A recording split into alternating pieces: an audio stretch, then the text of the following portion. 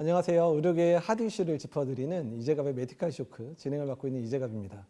오늘은 우리나라 감염학의 큰 어른이신 김우주 교수님을 모셨습니다. 김우주 교수님은 현재 고려대학교 백신 혁신센터의 석좌 교수로 계십니다. 김우주 교수님 안녕하세요. 안녕하십니까. 오늘은 김우주 교수님 모시고요. 이제 우리나라 감염병의 정책 관련된 부분들, 또한 여러 가지 백신이라든지 치료제와 관련된 얘기를 들으려고 합니다. 지난 시간에 주로 인플루엔자 얘기였다면 이제 이번에는 정책과 관련된 얘기를 들으려고 하는데요. 첫 번째 이슈는 이제 질병관리청에 대한 얘기를 좀 듣고 싶습니다. 지난 시간에 질병관리청에서 호기 바이러스 과장을 또 몇 년 하시기도 하셨다는 얘기를 들었는데, 우리나라에서 질병관리청이 이제 그 전에 질병관리본부였는데요. 그 전에는 제가 알기로는 국립보건원이 있고, 그 다음에 보건복지부 안에 방역과 뭐 이런 식으로 있었던 고 들었거든요. 우리나라에서 질병관리본부가 처음 생기게 된 그런 그 역사를 좀 알려주실 수 있을까요? 그러니까 이제 제가 1999년 녹본동에 국립보건원 호흡바이러스 과장 할 때는 복지부에 있는 방역과가 국립보건원으로 이제 합류하고 얼마 되지 않은 상황이었는데, 사실 국립보건원은 주로 실험 연구만 하는 데고, 감염병에 대한 통제 관리는 이제 방역과가 하는데, 복지부 본부에 있다가 이제 국립보건원으로 들어와서 2003년 사스를 겪으면서 국립보건원이 이제 질병관리본부로 승격이 됐습니다. 그러니까 우리나라 역사를 보면 어떤 감염병 유행이 있은 이후에 조직이 커집니다. 그러니까 코로나19 팬데믹 때 질병관리본부가 질병관리청이 됐지 않습니까? 이제 그런 사례가 있듯이 질병관리본부가 되면서 이제 명실공히 감염병에 대한 통제 관리, 연구 이런 게 다 이제 질병관리본부에서 했고, 그러면서 국가를 이제 감염병 위협으로부터, 물론 통상적인 우리가 상시 발생하는 감염뿐만 아니라 팬데믹 신종감염병 유행까지 이제 대비하고 대응하는 기관이 된 거죠. 그러면서 이제 2009년 신종플루, 2015년 메르스, 2019년 코로나19 팬데믹까지 질병관리본부, 질병관리청이 컨트롤 타워 역할을 했던 것이죠. 2015년에 메르스 발생했었을 때 초기에 질병관리본부가 좀 많이 일을 좀 잘 못했었죠. 그러니까 사실 그러면서 교수님께 이제 그 여러 가지 그 신종감염병 대응과 관련된 위원장 역할도 하게 했었고, 사실 그 당시에 국무총리 특보로 들어오셔서 이제 그런 뭐 즉각 대응팀을 운영하는 그런 즉각 대응 단장도 하고 그러셨었는데요. 그 당시에 질병관리본부가 가졌던 한계라든지 이런 부분들은 어떤 거였는지. 그러니까 이제 2015년 5월에 이제 그때가 20일 날 메르스 환자가 첫 확진이 되면서 이제 빠르게 서울이나 대전 전국적으로 메르스 환자가 발생하면서 전국이 충격에 빠졌죠. 외국에서도 대한민국이 경제대국인데 감염병에 대한 대비가 이렇게 대응이 소홀한가 의심의 눈초리를 봤어요. 왜냐하면 대한민국이 진원이 돼서 메르스 팬데믹이 전 세계적으로 확산되는 것이 아니냐 의구심이 많이 일었고, 이제 초기에 질병관리본부가 조기 발견, 조기 대응을 못했어요.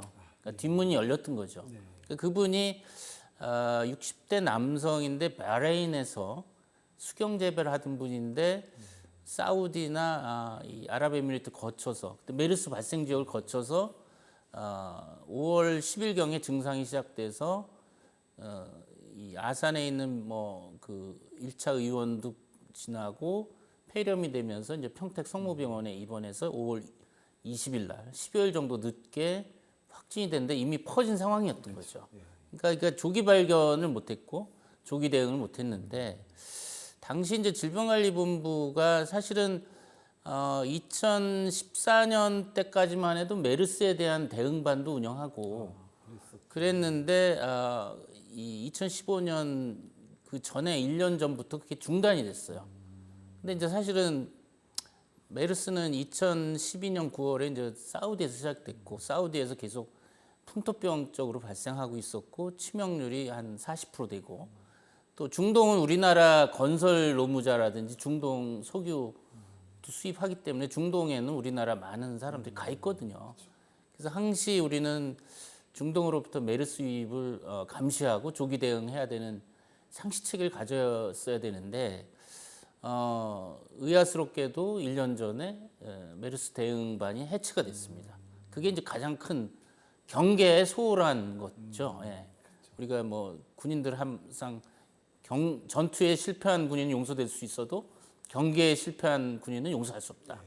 마찬가지입니다. 감염병도 감시를 소홀히 하면 일단 엎질러진 물이 되고 주워 잡기 힘든 상황이었거든요. 그래서 그때 5월 말에 이제 제가 그때 대한감염병 이사장이다 보니까 복지부 고위 관료가 전화가 왔습니다. 이사장님 큰일 났습니다. 이 메르스가 이제 뭐 평택에서 서울, 뭐 대전 여러 군데 퍼져서 좀 도와주십시오. 해서 이제 제가 그때 이제 메르스 대응 공동위원장, 뭐 메르스 대응 국무총리 특보, 뭐 여러 가지 타이틀 가지고 그때 이제 이재갑 교수도 이제 즉각대응팀, 제가 즉각대응팀장을 맡다 보니까 이제 팀원으로 이제 거의 전국을 동부서주하면서 대응했는데 그때 느낀 것이 이 질병관리본부가 취약한 부분이 있구나. 일단 뭐 그런 전문성도 좀 이제 공교롭게도 녹번동에 있던 질병관리본부가 오송으로 이사 가면서 유능한 인력들이 많이 빠져나갔어요. 그리고 또 하나는 우리나라는 모든 일이나 정보나 사건이 서울 중심으로 돼 있습니다. 서울에서 발생이 시작돼서 퍼지고, 근데 사실은 이제 질병관리본부가 오송에 있다 보니까 이게 감이 떨어지는 거예요. 현장에 있어야 되거든요. 그런 부분도 아마 원인이 됐으리라고 보고 그런 측면에서 이제 아쉬운 부분이 많았죠.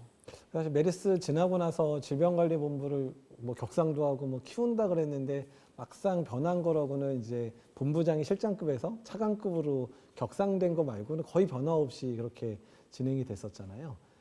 그러니까 이제 우리나라는 뭐 이제 그 조직의 그 장의 급수가 굉장히 중요하지 않습니까? 그게 뭐 예산권이나 법률 제정, 뭐 제한권 여기 다 관련이 있기 때문인데 그런 측면에서 이제 1급이었으니까 그때 당시는 복지부 산하의 이제 산하기관이고 어떤 자율적으로 감염병에 대한 대비 대응을 독자적으로 하기 어려운 그런 상황이었고 또 인력도 자체적으로 이제 전문가들을 많이 확보했어야 되는데 그런 부분도 미흡하고 백신이나 치료제 개발이나 비축 이런 권한도 1급이다 보니까 없었고 이제 차관급 정도 돼야 뭐 어느 정도 그 파워가 세지는 거죠. 공무원 사회에서는 그 장애 레벨이 중요한 거 아닙니까? 그래서 뒤늦게 이제 뭐 일이 터지고 나면은 이제 2020년 코로나19 팬데믹 터지고 그때 가을이죠. 9월인가 질병관리청으로 또 청장급으로 격상이 됐는데 사실 그런 것도 중요하지만 저는 더 내실이 중요하다고 봅니다. 전문가들이 많이 확보되고 전문가들을 많이 양성해야 되는데 저도 뭐 제자들을 감염내과 제자들을 이제 질병관리본부에 보내보기도 했는데 사실은 그 안에서 좀 전문가를 키우는 어떤 컬처, 문화 같은 게 잘 안 돼 있는 것 같아요. 지원도 그렇고 오히려 이제 전문가들이 적다 보니까 여러 가지 업무를 이제 한꺼번에 시키니까 이제 지쳐가지고 중간에 그만두는 상황도 생기고 해서 사실은 이건 뭐 질병관리본부나 질병관리청에만 국한되는 건 아닌 것 같습니다. 우리나라 다른 부처에도 각 부처에 이제 전문가들을 양성해야 되는데 제가 이제 수의대 교수님들하고 많이 얘기를 하는데 농림부에도 수의사가 적다고 합니다. 한두 명 정도 본부에. 현상이. 그러니까 검역관리본부 이제 김천에 거기는 수의사들이 많은데 정작 그 농림부에는 수의사가 매우 적다. 이게 사실은 이 질병관리본부에만 국한된가 했더니 그렇지는 않은 것 같더라고요. 여러 부처가 다 비슷한 상황에 놓여 있는 것 같습니다. 사실 여담이기는 한데 그 질병관리본부장이 차관급이 됐을 때 그 초대 차관급의 제일 우선 이렇게 물망에 올랐다고 저는 기억을 하시는데 근데 끝내는 거절하시고 안 하셨었거든요. 혹시 그때 상황을 말씀해 주실 수 있을까요? 그거는 이제 2015년 메르스 때 제가 이제 5월부터 해서 5월 말에 가서 제가 그때 2개월 안에 끝낼 수 있다. 그래서 열심히 우리 뭐 즉각대응 팀원 이재갑 교수를 비롯해서 많은 분들이 노력해서 실제 7월 3일 날 마지막 환자가 생기고 7월 말에 메르스 종식이 돼서 딱 2개월 만에 끝냈거든요. 그래서 사실은 뭐 전문가로서 이제 공무원들과 섞이면서 공무원들한테 뭐 정책이나 행동 방향을 제시하고 움직이는 것도 상당히 뭐 큰 경험이었는데 뭐 그때 당시에 이제 그런 생각이 들었죠. 아 정부에서 나한테 이제 저한테 뭐 질병관리본부장이나 이런 오퍼가 오지 않을까 감으로라도 이제 그런 느낌은 있었고 그래서 그 다음에 총괄 이제 실제 오퍼는 있었어요. 근데 이제 사실 그 전에 제 마음은 정해져 있었죠. 아 오퍼가 오더라도 이건 맞지 않는 게 옳겠다. 왜냐하면 저는 대학 교수로서 뭐 진료하고 연구하고 이런 건 잘하지만은 사실 공무원 조직은 또 다른 조직이거든요. 거기서 이제 자생적으로 키워진 감염병 전문가가 장을 맡고 하는 것이 자연스럽겠다. 외부에서 이렇게 가서 이질적인 환경에서 뭐 명령하고 이게 쉽지 않겠다. 그렇게 생각해서 사실은 미리 마음의 정의는 하고 있었고 이제 오퍼가 왔을 때 이제 간곡하게 이제 맞지 않는 것 같다 이렇게 해서 이제 고사를 한 바가 있습니다. 예. 사실 제자의 입장에서는 그때 좀 아쉽기도 하고 또 너무 잘하셨다는 생각도 사실 들어요. 그때 안 하신다고 했었을 때 그러니까 아쉬웠던 부분은 그때 그 혼란스러운 상황에서 이제 교수님이 그런 역할들을 해주시는 게 그래도 질병관리본부가 안정되는 데 기여할 거라는 그런 부분 때문에 안 하신다 아쉽기도 했지만 또 반대로 생각하면 질병관리본부 외에서 질병관리본부가 해야 될 부분들을 잘 지적해 주시고 연구도 도와주시고 또 해야 될 부분들을 밖에서 교수님의 역할도 할 수 있는 사람이 사라지게 되는 부분은 또 우리나라로서 손실이기 때문에 그래서 여러 가지 그런 부분들 때문에 다행히도 생각하기도 하고 아쉽다고 생각을 했던 기억이 있습니다. 네. 그리고 이제 그 이후에 이제 2020년에 말씀하신 대로 2020년 9월 달에 질병관리청으로 승격이 됐습니다. 그때 주된 이유들이 이제 감염병 이제 코로나19 팬데믹 초기에 질병관리본부가 상당히 이제 대응을 잘했었던 부분들도 뭐 가미가 됐지만 또 코로나19가 매우 길어질 거를 생각해서 조직을 키워야 되겠다는 그런 이제 그 당시 정권의 이제 의지가 있어서 됐었는데요. 지금 생각하면 뭐 질병관리청이 된 게 매우 잘한 부분도 있겠지만 또 아쉬운 부분들도 사실 많이 존재하거든요. 그래서 질병관리청 체제로 됐었을 때에 잘했다고 생각하는 점하고요. 그다음에 좀 아직도 좀 아쉽다고 생각하는 부분들 좀 얘기해 주시면 좋을 것 같습니다. 예, 이제 질병관리청이 돼서 이제 총장급이 되니까 일단 힘이 실린다는 거, 예산이나 정책이나 어떤 부처 내에서 이제 협업이 필요한 거거든요, 협력이. 예, 그런 건 잘 돼 있는 부분이고 좀 아쉬운 부분은 조직도 커지고 인원도 많아졌습니다. 그리고 우성 내려가 보시면 이제 질병관리청 캠퍼스 가 보면 갈 때마다 건물이 늘어요. 예. 건물은 굉장히 느는데 사실 거기에 비례해서 감염병 대응이나 이 통제 능력이 비례해서 커지는 것 같지는 않다. 아쉬운 부분이 분명히 있는 것이고 그런 측면에서 이제 역량 강화라든지 저는 항상 뭐 신용플루 때나 메르스 때도 현장에 문제의 원인이 있고 답이 있다. 오송에만 머물지 말고 현장에 나와서 좀 병원 현장이 됐든 뭐 방역 현장이 됐든 나와서 살펴보고 문제의 핵심 원인을 찾아서 적극 선제적으로 대응해야 되는데 이런 부분도 이제 공무원의 속성인 것 같습니다. 뭐 우리가 항상 공무원들도 이제 가끔 사석에서 우리는 한 발 두 발 뒤에 쫓아간다. 절대 앞서가지 않는다. 그런 얘기 하지 않습니까? 그 얘기는 이제 감염병 유행 시에 한두 발 앞서서 대응을 해야 피해가 줄어드는데 한 발짝 두 발짝 늦게 간다. 그러니까 이제 피해가 커지는 거죠. 이해가 되는 부분도 있어요. 공무원들은 벌어지지 않는 일을 미리 얘기를 했다 안 벌어지면 본인이 이제 거기에 대한 책임을 져야 되니까 굉장히 보수적으로 접근하는 것이죠.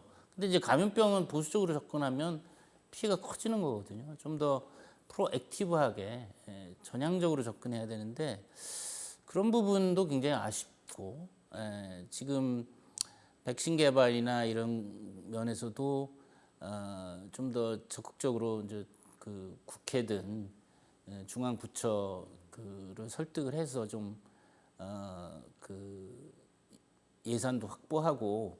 근데 아마 이재학 교수님도 그런 얘기 들었을 거예요. 혹시 기재부 누구 아는 사람 없냐고 좀 힘 좀 써달라. 그러니까 이게 사실 우리 같은 민간인이 무슨 아는 사람이 있겠습니까? 이제 그런 오죽하면 저렇게 얘기할까 하는 이해도 되지만은 왜 그렇게 정부 부처 안에서 힘을 못 받는지, 질병관리청이 아직도 청장으로 이제 권위도 올라가고 독립성을 많이 가졌음에도 불구하고 아직은 식약처 같은, 식약처장은 대통령 주관 국무회의에 참석하지 않습니까? 질병청장은 참석 못하죠. 그러니까 거기서 벌써 위상이 달라진 거거든요. 그러니까 이게 사실은 뭐 우리가 이제 감염병 대응 질병관리청을 국방부랑 비교해서, 국방부는 우리 전쟁이 안 일어나도 50만 명 상비군 항상 유지하잖아요. 탱크, 미사일, 뭐 비행기 다 그거 왜 안 쓰고 있냐, 녹슬다고 뭐 비난 안 받잖아요. 근데 이제 질병관리청은 감염병에 대한 상시 대비 대응을 해야 되는데 백신 치료제 개발하면 그거 지금 벌어지지 않는데 왜 만드냐, 왜 비축하냐 이런 소리 듣고 있잖아요. 그런 측면에서 좀 질병관리청이 청장급으로 올라갔으면 거기에 위상에 걸맞는 목소리를 내야 된다. 그런 생각을 합니다. 사실 이제 개인적으로 제가 한번 교수님께도 상의 드린 적이 있는데 이제 질병관리청을 들어가려고 이제 해서 거의 들어갈 뻔하다가 여러 가지 문제 생겨서 제가 질병관리청에 안 들어가게 됐었는데 여러 이제 인사적인 경직성 문제들이 당시에 이제 작용해서 끝내는 못 들어갔었거든요. 그러니까 이제 전문가들이 질병관리청에 많이 좀 참여하고 또 개방적으로 좀 뭐 거기 질병관리청에 있는 분들이 대학에도 좀 오고 또 대학에 있는 사람들이나 전문가들이 질병관리청에 서로 이제 인력 교류가 되면서 질병관리청의 전문성이 좀 강화되는 측면들이 있으면 좋겠다는 생각을 많이 하는데. 그러니까 그러게요. 그러니까 제가 1999년 DJ 정부 때 대학 교수로서 병원 근무도 하지만 호흡기 발성 겸직하면서 인플루엔자 감시 체계도 만들고 홍역 바이러스 분리 대응도 하고, 오히려 그때는 국립보건원 조직이나 예산이 굉장히 작았거든요. 그 소통 교류를 더 잘했단 말이죠. 근데 지금 오히려 청장급으로 조직도 커지고 예산도 커졌는데 그때보다는 전문가 활용이나 이 소통이 더 지금은 경직돼 있다라는 게 어떻게 보면 아이러니죠. 네. 그러니까 그러면 앞으로 질병관리청이 조금 더 이런 감염병에 관련된 정책이라든지 대비를 잘하려면 인력이나 이런 부분들의 보충도 필요하고 좀 그런 체계가 바뀌어야 될 것 같은데 어떤 방향으로 가셔야 할지 어떤 그러니까 질병관리청이 제가 뭐 약간 뭐 비판적일진 몰라도 청장급이 되고 조직이나 인력이 커졌다고 더 비례해서 잘하는 건 아닙니다. 그러니까 필요한 부분이 있어요. 분명히 인력도 커져야 청장급 되는 거 아는데, 그럼에도 불구하고 전문성이 있는 사람들이 상당수 있어야 되는데, 죄송한 말씀, 다 훌륭하신 분들인데 오히려 유능한 분들이 빠져나오고, 이게 우리나라 누차 뭐 질병관리청에 국한된 건 아닙니다. 우리 젊은 인재들이 다 뭐 판교 이상 여기에 취직하길 원하듯이 유능한 인재들이 서울에 몰리고 있거든요. 그러니까 오송으로 가면서 오히려 전문성 있고 유능한 인재들이 덜 가게 되고 빠져나오게 되고, 이런 문제들이 감염병 대응 대비 있어서도 상당히 좀 그 늦게 되는 그런 이유인 것 같습니다. 그러니까 아시겠지만은 뭐 생명과학이나 수의나 약학 인재들이, 간호학 인재들이 많지만은 지금 감염내과 의사 중에 이제 질병관리청에 근무하는 사람들이 뭐 거의 없는 것 같아요. 최근에 와서. 예, 지금 있었던 분들이 다 나갔죠. 다 그리고 나갔습니다. 이제 세대 교체가 일어나면서 더욱이 새로운 전문 인력이 수혈이 좀 안 되고 있는 측면이 있어서 이게 뭐 사회 전반의 문제인데 어느 부처든 관료화되고 있다. 이 감염병 대응에 있어 질병관리청도 제가 좀 비판적으로 말씀드리면 전문성보다는 관료화되고 있다. 사무직화되고 있다. 그러니까 이제 뭐 문서라든지 뭐 이 발표는 굉장히 근사합니다. 근데 제가 이제 내용을 보면은 실사구시 정신이 부족한 것 같아요. 그런 측면이 상당히 아쉬운데, 이거는 뭐 전반적인 문제점 중에 이제 질병관리청에 국한된, 또 거기에 관여된 것이긴 한데 그런 측면에서 상당히 아쉽죠. 네. 그러면 이제 요 이제 백신하고 치료제 얘기를 조금 더 해보려고 하는데요. 그러니까 2023년도에 이제 질병관리청에서 이제 신종 뭐 감염병에 의한 팬데믹 대비 계획이 발표됐었고, 또 2024년에는 신종 인플루엔자 팬데믹 대비 계획이 발표됐는데, 거기에 골자 중에 하나가 뭐 이전 시간에도 말씀을 해주시긴 했지만 100일 이내의 백신, 그러니까 이미 이제 뭐 코로나나 인플루엔자처럼 알고 있는 바이러스 앤 팬데믹은 100일, 그러니까 아예 디지즈 X에 의한 거는 200일 이내에 백신을 개발하겠다, 뭐 이런 이제 대비 계획이 발표가 된 적이 있습니다. 워낙 이제 인플루엔자 때문에 백신과 관련된 개발 과정과 이런 부분에 어마어마하게 기여를 하셨던 그런 부분이 있으시기 때문에 제가 여쭤보고 싶은 거는, 그러면 한국에서 새로운 팬데믹이 생겼을 때, 지금 만약에 1, 2년 내에 생겼을 때 한국이 실제로 우리나라의 기술로 100일 이내에, 뭐 인플루엔자는 뭐 가능할지 모르겠지만 어떤 디지즈 X라는 거를 100일 또는 200일 이내에 만들 기술을 우리가 가지고 있는가에 대해서 어떻게 생각하시는지 되게 궁금하거든요. 그러니까 이제 그 아까 말씀드린 2006년에 신종 인플루엔자 대유행 대비 대응 계획이 제일 첫 계획입니다. 이제 그게 계속 업데이트가 돼서 지금 말씀하신 신종 인플루엔자 대유행 대비 대응 계획이 계속 업데이트가 되고 있어요.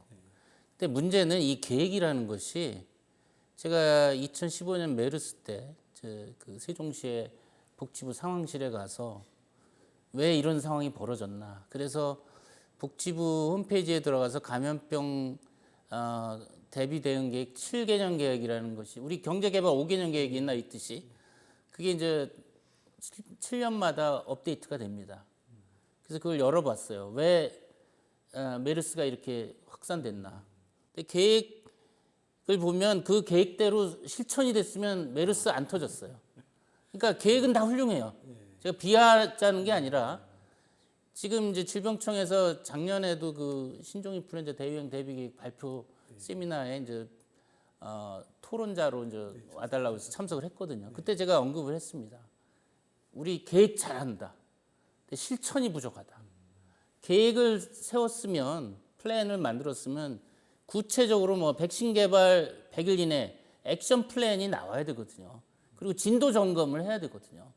아마 이제 이재학 교수님도 국가 정책 과제 이런 거 하면서 진도 점검 받잖아요. 네. 예산 제대로 썼어, 실적 어땠어, 이런 것들을 항상 그 축구 받으면서 일을 심각하게 하는데, 복지부나 질병청의 계획 훌륭합니다. 근데 지나고 보면 그게 제대로 진도대로 계획이 안 돼. 진도 액션 플랜이라든지 진도 점검 이런 게 없어요. 그러니까 예를 들어서 뭐 2009년 신종플루 팬데믹 겪고 그때 음압병실이 부족해가지고 5년 내에 300개를 전국에 만들겠다. 그래서 저도 이제 거기 음압병실 선정위원회 이제 여러 병원에 그 선정 평가를 갔거든요. 근데 2015년 6년 뒤에 메르스 때 보니까 음압병실이 한 110개 정도밖에 없어요. 다 못 만들었죠. 못 만들었어요. 그런 일이 비일비재해요. 그러니까 계획 좋아요. 근데 계획대로 이게 제대로 진행되는지 점검을 안 하니까, 그리고 2년마다 공무원이 바뀌잖아요. 그러니까 누가 추궁을 해요. 그러니까 답답한 거죠. 저는 이게 감사원이 그런 역할을 해야 된다라고 생각이, 모르겠습니다. 그러니까 미국 같은 경우는 GAO라고 Government Audit Officer라는 거기서 나오잖아요. 네. 예, 각 부처가 계획대로 하고 있나. 그러니까 참 그게 문제라고 봅니다. 계획은 좋아요. 그럴싸해. 그러니까 제가 메르스 때 그 상황이 왜 이렇게 벌어졌나를 그 파악하려고 이제 복지부의 그 계획을 봤더니 아주 화려합니다. 그 계획대로 했으면 안 벌어졌어요. 제발 이번에도 이 계획, 그래서 제가 이제 작년 그 세미나 때 질병청 청장님도 참석을 하셨는데, 제발 저 계획만 만들지 말고 계획의 각 꼭지별로 구체적으로 언제 어디까지 뭐 예산 얼마 투여하고 누가 가서 이거를 점검하겠다. 이게 100% 되리란 보장은 없지만 적어도 꼼꼼하게 이걸 체크해달라. 그 코멘트 하나 했어요. 그래서 이제 작년에 질병관리청이 예산 확보 정말 어려운데 그나마 확보한 게 mRNA 백신 상용화에서 5천억을 이제 준비해서 지금 5년. 예, 이틀 전인가 제가 뉴스 봤습니다. 예, 그래서 그거를 이제 하고 있다고 얘기를 하는데, 그러니까 우리나라 mRNA 백신에 대해서 여러 회사들이 임상도 하고 진행이 다 되긴 했지만 실제로 이제 끝까지 상용화된 mRNA 백신 끝내 아직은 못 가지고 있기는 한데, 네. 근데 이제 주변 국가인 일본도 최근에 이제 임상 통과해서 이제 상용화됐고 중국도 이미 그렇죠. 상용화된 네. 백신들이 있는데 지금 우리나라는 그 5천억 정도 투자하면 상용화된 mRNA 백신을 질 수 있는가? 이 부분의 가능성은 어떻게 생각하시나요? 그러니까 엊그제 이제 mRNA 백신 200일 내내 한다는 걸 이제 5천억 이상을 투입한다고 했는데 전 구체적으로 그 5천억이 어디에 쓰는 걸 보기 전에는 답을 하기 어렵죠. 그 5천억이라는 게 여기저기 정부 부처의 mRNA 연구 관련 예산을 다 끌어모아서 계산이 된 5천억인지 순수하게 mRNA 백신 개발만을 위해서 원천 기술 개발하기 위해서 5천억 한다 그러면 가능하다고 봐요. 근데 지금 제대로만 쓰이면 그렇죠. 그렇지 않을 게 분명하거든요. 그리고 또 이게 뭐 정치 상황이 어떻게 될지도 모르고 바뀌면 또 이게 다시 엎어질 수도 그럴 있고. 수도 예, 그러니까 불확실성 투성이에요. 제가 너무 그 회의론자로 비춰질지 모르지만은 제가 감염병 전문가로 35년 그렇게 겪어왔기 때문에 일단 스캡티컬하게 볼 수밖에 없거든요. 그게 또 올바른 자세기도 하고. 그리고 이제 제가 뭐 한 가지 코멘트하고 싶은 거는 백신 주권 얘기 많이 하거든요. 기자분들도 국민들도. 근데 이 글로벌 세계의 글로벌 시대에 백신 주권이라는 건 말이 안 되는 얘기예요. 우리나라가 자동차를 미국이나 유럽에 수출도 하고 또 수입하는 다른 물품도 있고 우리 백신도 mRNA 그 원천 기술 특허권이 한 200~300개가 된다는데 그거 일일이 개발 그 하려면 특허 회피해 가지고 하려면 꽤 시간이 걸려요. 그러니까 제 얘기는 뭐냐면 백신 주권이라는 게 말이 안 돼. 뭐 자동차나 뭐 다른 전자제품 뭐 이런 것도 애국 기술을 사오기도 하고 주기도 하듯이 뭐 mRNA 원천 기술 갖고 있는 회사하고 협업을 해가지고 빠르게 우리 자체적으로 백신 만들 수 있는 능력을 갖는 거 하지 우리가 순수하게 애국의 원천 기술을 다 회피해서 우리가 그걸 다 갖겠다. 그거는 그렇게 현명한 방법은 아니라고 봅니다. 그렇죠. 네, 그렇게 되면 좋겠죠. 그러면 이제 외국의 어느 정도 기술 있는 회사, 우리나라에 협업을 하는 거죠. 협업하고 그거에 정부가 개입해서 외국이 안 들어오려고 하는 부분에 대해서는 제도적으로 지원해주고 그렇죠. 예산 지원 이런 식의 관계를 맺어서 조금 더 기간도 짧게 해야 되고 가능성을 높여야 된다는. 그렇죠. 지금 보세요. 이게 굉장히 그 소름 돋는 얘기인데 최근에 6년마다 우리나라 팬데믹이나 감염병 유행이 있었어요. 그러니까 2003년 사스, 2009년 6년이죠. 2009년 신종플루 팬데믹 다음 6년 뒤에 2015년 메르스죠. 2015년 이후에 5년 후에 코로나19 팬데믹이죠. 2000년도에 코로나19 팬데믹 6년이면 내년이면 6년 주기예요. 내년에. 그러니까 소름 끼치죠. 근데 어느 하세월에 이거를 그 원천 기술을 우리가 다 확보하겠다. 일부는 우리가 원천 기술 갖고 또 일부는 돈 주고 사오고 협업하고 실용적으로 실사구시로 가야 되는데 우리는 너무 백신 주권을 부르짖는 것 같아요.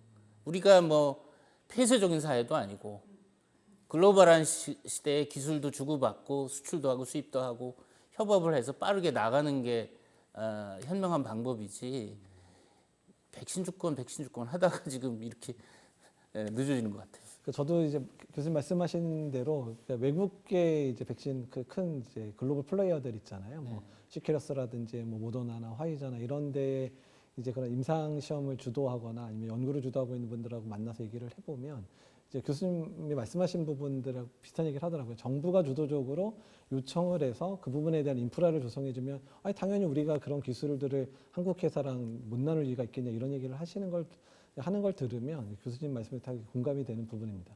그러니까 일반적으로 아주 새로운 백신을 개발하는데 10년, 20년 소요가 되고 예산이 1조 내지 2조가 든다고 그래요. 그냥 일반적으로. 네.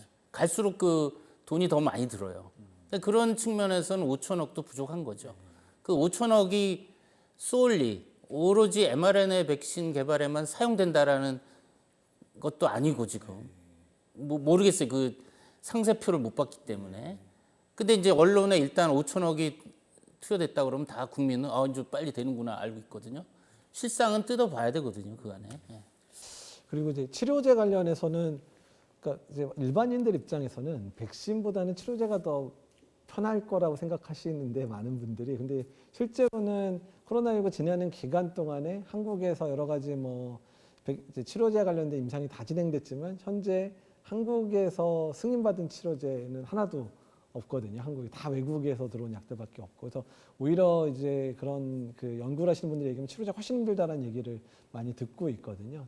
그러니까 이제 치료제 중에서 특히 항바이러스제 관련해서는 백신계보다 더 어렵습니다. 우리나라가 이제 비형 간염 바이러스 치료제 이런 건 개발한 경험은 있어요. 근데 호흡기 바이러스 치료제 개발한 경험이 그런 또 투자가 거의 없어요. 전무해요. 연구자도 굉장히 적고.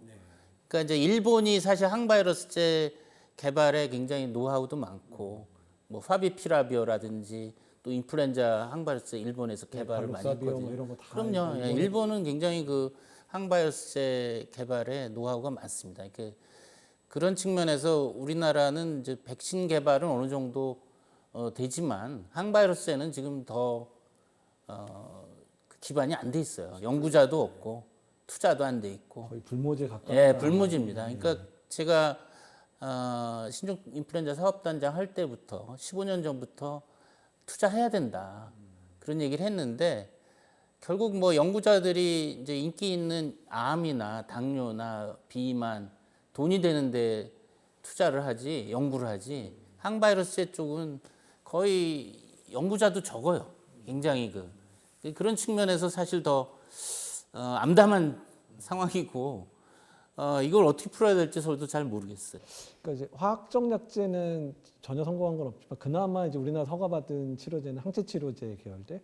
그러니까 셀트리온 그렇죠. 항체 치료제 네. 딱 하나 단순 있는데 우리나라가 또 이제 그런 바이오 시밀러를 하는 회사들이 좀 큰 회사들이 있으니까 이런 항체 치료제 계열은 그래도 좀 만들어 볼 그러니까 항체 치료제는 저도 뭐 이제 인플루엔자 항체 치료제 CTP27 이런 것도 같이 개발도 해봤는데 문제는 항체 치료제는 그 코로나19나 인플루엔자 감염된 사람의 그 피를 뽑아서 거기에서 항체를 만드는 비세포를 분리해서 대량 증식해서 항체만 이렇게 순수 분리 정제하니까 어떻게 보면은 항바이러스 개발보다는 좀 기술적으로 우리가 가능하죠. 실제 셀트리온이 그렇게 했고 이제 문제는 변이가 자주 일어나는 인플루엔자나 코로나19과 같은 바이러스 항체 치료제는 변이가 생기면 무력화된다는 거. 그러다 보니까 이제 셀트리온 항체 치료제도 뒤에 뭐 오미크론 나오고 이러면서 효과가 없어졌죠. 그게 이제 단점이에요. 예, 그러니까 항바이러스제는 뭐 폴리머레이즈라든지 프로테이아제 그 타겟이 일정하기 때문에 변이가 잘 없기 때문에 물론 이제 항바이러스제도 변이가 생기면 효과가 떨어질 수는 있지만은 그거보다는 항체 치료제는 좀 더 빨리 변이가 오는 바이러스에는 무력화되니까 단점은 있는 거죠. 그러면 사실 백신도 이제 뭐 지금 차세대 핵심이라 얘기하는 mRNA 백신도 쉽지 않은 상황이고 치료제 쪽도 이제 항체 치료제 일부 외에는 상당히 힘든 상황인데 그러면 다음 팬데믹을 대비하는 상황 입장에서는 이러다가 만약에 팬데믹이 정말 4, 5년 내에 발생을 하면 또 미국이나 유럽에 손을 벌려야 되는 상황들이고 그리고 우리나라에 개발된 백신이나 치료제도 대구 늦게 나올 가능성이 높잖아요. 그래서 이 갭을 어떻든 좀 이렇게 좀 줄일 수 있는 거에 대한 청사진을 그려야 국민들도 안심하고 정부를 믿을 수 있을 것 같은데 그 어떻든 뭐 당장 쉬운 얘기는 아니지만 어떤 부분부터 좀 개선이 돼야 된다 이렇게 생각을 하시는지 궁금합니다. 그러니까 지금 이제 백신이나 항바이러스제 사실 둘 다 이제 우리가 그 연구 개발해서 가급적 격차를 줄여야 되는 건 사실입니다. 그리고 그 줄이는 데 있어서 오로지 우리 기술만으로 하겠다 이렇게 약간 좀 뭐 백신 주권 좋긴 하지만은 그닥 현명한 방법은 아닌 것 같아요. 그러니까 기술을 협업을 해서 들여오기도 하고 주기도 하고 해서 mRNA 기술을 가지고 있는 회사하고 협업을 해서 윈윈하는 방식으로 우리나라도 백신을 빨리 확보하고 그 기술을 제공하는 회사는 우리나라 장점이 분명히 있거든요. 생명공학이나 바이오시밀러나 제약 산업이 굉장히 커 있기 때문에 우리가 대량 생산해서 수출도 할 수 있거든요. 그러니까 좀 원천 기술을 우리가 고지식하게 확보하려고만 노력할 게 아니라 주고받기 식으로 해서 빨리 진행하는 게 좋다. 백신도 그렇고 치료제도 그렇고. 또 하나는 그 전문가 양성하고 이게 그 정부가 바뀌면 단절이 된다는 거, 노하우가. 그 다음에 부처 간의 칸막이 없어야 되고. 이 지금 신종이 그런 그 미국은 이제 그 법을 만들어 바이오실드 액트라든지 팬데믹 대비 대응 진단 치료제 백신 개발하는 바르다라는 조직이라든지 이건 정부하고 상관없거든요. 정치하고 상관없거든요. 그런 조직이 있어야 되거든요. 근데 우리는 계속 흔들리고 있는 거예요. 그러니까 이게 충분한 그 생명과학 기술, 의과학 기술이 있음에도 불구하고 이 노하우가 축적이 안 되고 주기적으로 분산이 되고 처음부터 다시 시작해야 되고 그러다 보니까 이게 아마 이제 뭐 다음 팬데믹이 오면 그동안 뭐 했냐 또 기자분들이 또 물어보겠죠. 그동안 뭐 하긴요. 네. 제가 이제 다시 질문하죠. 네.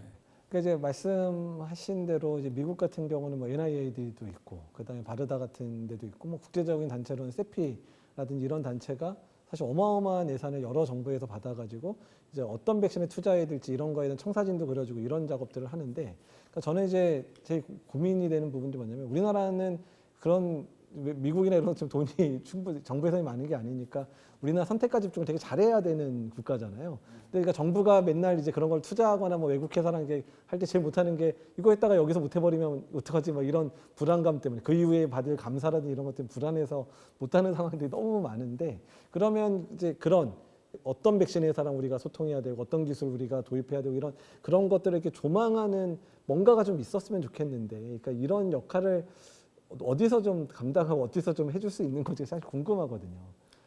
그 답하기 전에 또 하나 암울한 전망은 뭐냐면요. 지금 미국 정부가 WHO 세계보건기구 탈퇴했습니다. 그리고 미국 FDA나 CDC도 굉장히 안티백신 보건복지부 장관 자체가 백신을 못 믿고 그 얘기는 앞으로 감염병 대유행이 오면 미국이 전혀 안 도울 거라는 거죠. 미국 자체에 이해만 관심이 있고 나머지는 알아서 하라. 여태까지 우리가 위기가 있을 때 미국에 손을 많이 벌렸거든요. 백신 도입이라든지. 그 얘기는 더더욱 우리 자체적으로 독립적인 또 자생적인 역량을 갖춰야 된다라는 것이고 제가 장기간 이제 이 질병관리본부, 질병관리청하고 얘기하다 보니까 이제 공무원들이 문제점을 다 알고 계세요. 예, 능력도 있고 훌륭한 분들이라는 걸 이해합니다. 근데 왜 안 움직이느냐? 공무원들은 그 법에 의해서 바이오실드 액트라는 그 미국의 법처럼 제가 그래서 한 15년 전부터 우리가 이제 감염병 관리에 관한 법률이 있잖아요. 감염병 예방 및 관리에 관한 법률이 있는데 그거 말고 신종 감염병이나 생물 테러 대응 감염병에 대한 특별법을 만들어야 된다. 그러니까 공무원들이 안 움직이는 거는 법에 없고 자기가 징계나 뭔가 피해 입을까 봐 안 움직이는 거거든요. 근데 이제 법에 공무원은 이런 걸 해야 된다.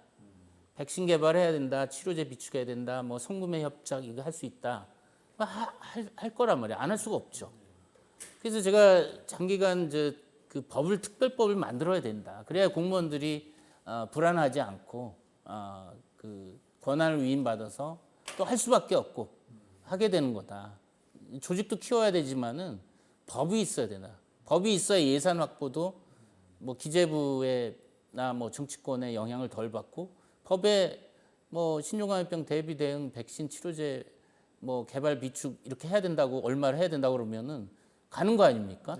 예. 그러니까 사실은 그 법이 굉장히 중요하다고 저는 생각해요. 근데 지금 우리나라 감염병 예방 및 관리와 관한 법률은 누더기처럼 됐어요. 그거는 일종의 이제 평상시에 발생하는 감염병에 대한 법률이 돼야 되고 신종감염병은 특별한 상황이거든요. 예외적인 상황이 많이 벌어지거든요. 근데 그거를 거기다 집어넣으니까 아주 이상한 내용들이 많이 들어있죠. 그러니까 그 정비를 해야 됩니다. 그런 제도 정비가 있어야 그래야지 또 예산도 확보되고 이제 공무원들도 이제 안심하고 재량권을 갖고 할 수가 있는 적극 거죠. 행정을 할 수 있는 그 그렇죠. 토대가 우선 돼야 뭐 그런 걸 선정하든 말든지 그런 그렇죠. 과정 그리고 이제 뭐 정부가 바뀌더라도 지속 가능하게 일관되게 갈 수가 있는 거죠. 예, 오늘 이제 김우주 교수님 모시고 우리나라의 뭐 질병관리청의 이제 변천사 그리고 또 질병관리청에 바라는 얘기도 들었고 또 우리나라의 치료제와 백신과 관련된 이야기들을 들었습니다. 그래서 이제 오늘 이제 마지막으로 이제 한 말씀 더 듣고 마무리하려고 그러는데요. 그렇다 그러면 우리나라가 앞으로 이런 감염병과 관련해서 잘할 수 있으려면 적어도 뭐 2가지 정도만 이거가 일단은 최우선이다. 이거에 따라서 뭐 이미 다 말씀해 주셨지만 다시 한번 요약해서 2가지 말씀해 주시면 그거 듣고 이제 저희 오늘 순서 마무리하려고 합니다. 예, 뭐 2가지로 이게 정리가 될 수는 없을 것 같아요. 이 감염병이라는 것이 지금 글로벌한 시대, 대한민국이 수출도 하고 여행도 많이 되고 언제 불시에 어떤 감염병이 또 유입이 돼서 우리는 인구 밀도도 높고 수도권에 많고 일단 발생하면 피해가 큽니다. 또 국민들의 그 반응도 굉장히 정열적이고 그렇기 때문에 저는 사실 뭐 단연간 감염병 하면서 정부 대응이나 그 피해를 많이 봤는데 제일 중요한 거는 국민 스스로가 깨어 있어야 된다고 봅니다. 제가 이제 코로나19 팬데믹을 겪고 나서 지금 가장 중요한 건 각자 도생이라는 화두거든요. 그러니까 정부가 책임지고 모든 거를 해주는 시대가 아니에요. 국민 스스로 본인의 그 감염병에 대한 예방 수칙 잘 지키고 또 국민 스스로가 정부가 신종감염병 대비 대응 백신 개발이나 치료제 비축을 요청을 해야 돼요. 우리 같은 전문가들만 얘기해서 될 문제가 아니거든요. 오히려 전문가들은 간혹 협박을 당하기도 합니다. 왜 오지도 않은 감염병에 대한 백신 개발 치료제 비축하냐. 그래서 사실 국민 스스로가 이 감염병에 대해서 그 각자 도생의 심정으로 대비 대응도 하고 정치인이나 또 정부에 요구를 해야 된다고 봅니다. 그래서 제가 사실은 백신 연구 개발도 하고 뭐 진단도 하고 뭐 메르스 때 직접 현장에도 갔지만은 제가 2020년 초에 코로나19 팬데믹이 터지면서 제가 유튜브를 시작하고 팬데믹 기간 계속 했던 이유가 국민 스스로가 알아야 돼요. 누구한테 너 때문에 뭐 정부 때문에 뭐 내 가족이나 내가 감염돼서 피해 입었다. 그런 상황이 아니라는 거죠. 그러니까 국민 스스로가 좀 이 신종감염병 대비 대응에 미랄이 돼가지고 또 많은 국민들이 그런 목소리를 내면 질병청이든 또 국회에서 예산도 마련하고 백신 개발에 좀 더 집중할 수 있지 않을까 싶습니다. 네, 마지막으로 이제 국민들에게 당부하는 말씀까지 해주셨고요. 예, 오늘 이렇게 귀한 말씀 나눠주셔서 정말 감사드립니다. 감사합니다. 예, 저는 다음 시간에 더 궁금한 얘기들을 잘 풀어볼 수 있도록 노력하겠습니다. 다음에 또 뵙겠습니다. 감사합니다.